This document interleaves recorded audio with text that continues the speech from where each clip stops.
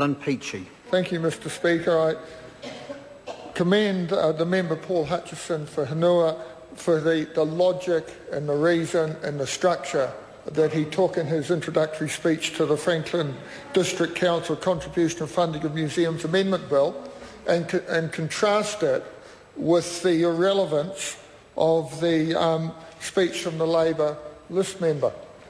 And I wonder, Mr Speaker, whether, continuing on the theme of my speech about Christ College, I may not devote the next 5 minutes to the governance of Ruapehu College, and maybe in 5 minutes' time achieve my objective for the day, which is to get the name of my old school mentioned more often in Hansard today than of that fine school of Canterbury.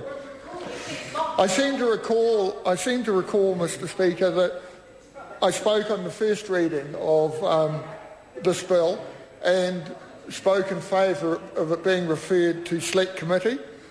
I now find myself speaking in support of the Select Committee's recommendation that this bill not be passed because of the restructuring of governance in the wider Auckland area. The need for the bill came about in the first place because of two pieces of legislation: the Auckland War Memorial Museum Act 1996 and the Museum of Transport and Technology Act of 2000, which require the Franklin District to make a contribution on the basis of population to the running costs of both of those institutions.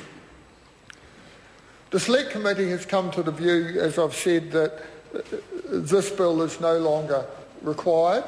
I note with interest and empathy Dr Hutchison's very strong support for the area and his sense of representing his community in this House in the best possible way, and he has done that, and all credit to him for that. But it really is a simple matter. Since this bill was introduced, there's been a major restructuring of the government in the Auckland region. Elections for the new council, have actually started, I think. I seem to recall that my ballot papers arrived Monday. My ballot papers arrived on Monday, and I will no doubt exercise my democratic right and cast my vote and ensure that as many candidates as possible who identify with the left of politics in New Zealand do not get elected.